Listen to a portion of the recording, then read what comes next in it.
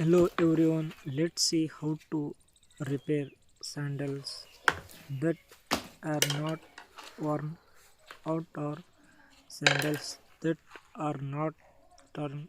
To do this you need Feviquick or glue. It works like the other methods showed in the video. Take the other glue Feviquick that I showed in the video. Like this, take the glue. Let's see watch this video till the end. Let's see start the video. You can also ask for the name of the this glue. The Feviquick also ask for the name of this glue. They will Feviquick give it to you. You can ask at the stationery store.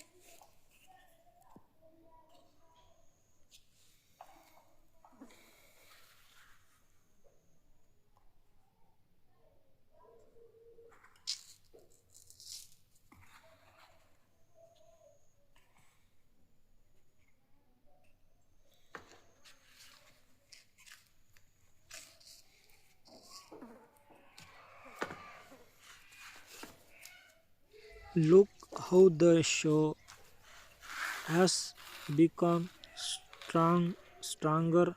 It won't there if you show has turn. Don't throw it away.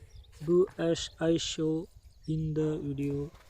Let me know how you like this video by commenting. Please channel my subscribe. God bless you.